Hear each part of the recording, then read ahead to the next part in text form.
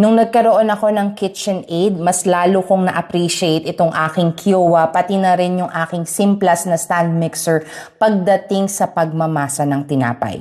Akala ko hindi ko napapansinin itong dalawang mas affordable na stand mixers na ito, pero nagkamali ako at i-share ko sa inyo bakit. So pagdating sa build, syempre, iba talaga ang KitchenAid. Mabigat siya, 12 kilos ang bigat, tapos makakapal yung kanyang mga accessories. Hindi ito yung original niya na bowl. Hindi ko makita actually yung metal na bowl, pero makapal siya at mabigat. Tapos ang Kiowa, die-cast aluminum din ang gawa niya, parang sa KitchenAid. Ito mas makapal nga lang, pero mas magaan siya, 9 kilos lang.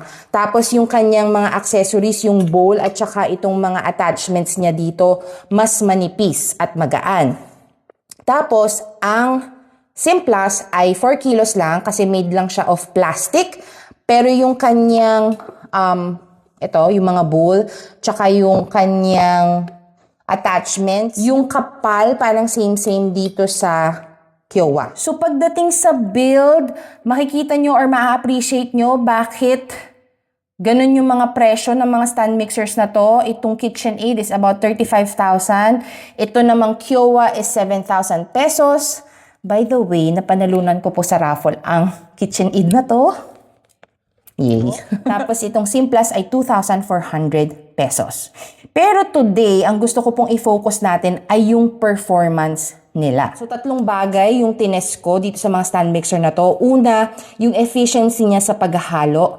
Pangalawa, yung temperature ng dough after kneading. Importante yon kasi kapag masyadong nag-warm yung dough ninyo, it will result to a dense and crumbly bread. So, hindi magiging soft and airy ang inyong bread kapag masyadong warm ang dough kasi masyadong bibilis yung kanyang bulk fermentation at kapag masyadong mabilis yung bulk fermentation niya, ayun nga, yun ang magiging tendency magkakaroon ng overproofing, maaaring mag-collapse ang inyong bread at hindi maganda yung texture niya.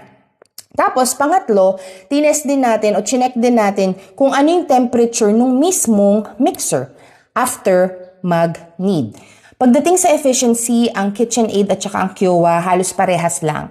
After 2 minutes of kneading at speed 1, parehas nilang kailangan ng manual scraping para totally mag-come together at ma-moisten lahat ng ingredients. Si Simplas naman, it took 1 minute at speed 1 din para mag-come together lahat.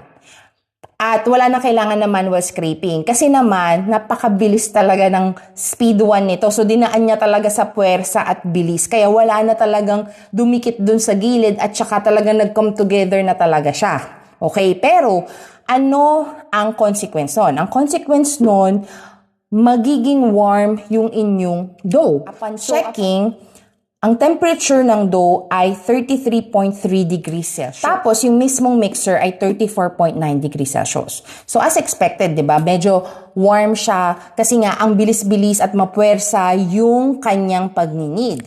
Pero ito na.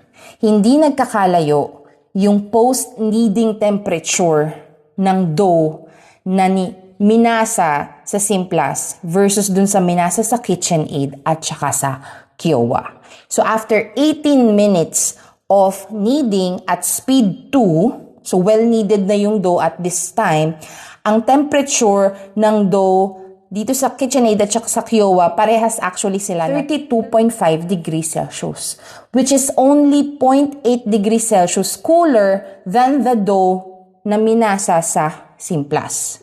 Okay, tapos, pagdating sa mixer, ina-expect natin maging cool ang ating KitchenAid kasi 'di ba mas powerful siya.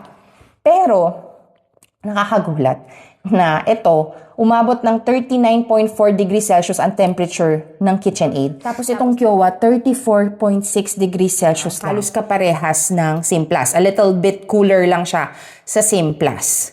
So, 'di ba? Nakakagulat. So, in conclusion, you're not missing out, you're not losing out kung wala ka pang KitchenAid na mixer. Actually, para sa mga nagsisimulang bakers na gustong magbenta o nagbebenta na, mas wise na bumili ng mga more affordable stand mixer gaya ng Kiowa, Hanabishi, at marami pang ibang brands na around 7,000 pesos. Kaya kung kayo po ay merong stand mixer dyan na ginagamit, please share your experience para makatulong din po tayo sa iba. At kung gusto mo mag-upgrade, mas mai-recommend ko din na kumuha ka ng isa pang stand mixer gaya ng Kiowa or Hanabishi instead na kumuha ng KitchenAid. Kasi whether KitchenAid or Kiowa ang gagamitin mo, kailangan mo silang pagpahingahin once na mag-init na sila, which is around 15 minutes of kneading. So, mas makakatulong sa'yo kung bumili ka ng isa pa para may kapalitan yung stand mixer mo. Alam ko na may mga magsasabi na worth it naman ng KitchenAid kasi nagtatagal talaga. Totoo po. So, sabi, yung mga ganitong stand mixers nagtatagal lang 10 to 15 years. At ito namang mga Kiowa, nagtatagal daw to ng mga 2 to 3 years. But if we'll do the math, kung nagtatagal to ng 10 to 15, tas ito 2 to 3 years, tapos ito ay 5 times more expensive, pag kinalculate natin, magiging equal lang sila ng value. So just something to think about. So konting commercial lang po. Very busy po ako last month at hindi nga po ako nakapag-post ng buong buwan ng July dahil tinatapos ko po or fina-finalize ko po yung mga recipes na included sa aking newest online baking class, which is Breads for Business. Kung interesado po kayo doon, please sign up so I can send you the updates and the details as they come. Ayun po, I hope this helps. Don't forget to follow for more. Sa ulitin.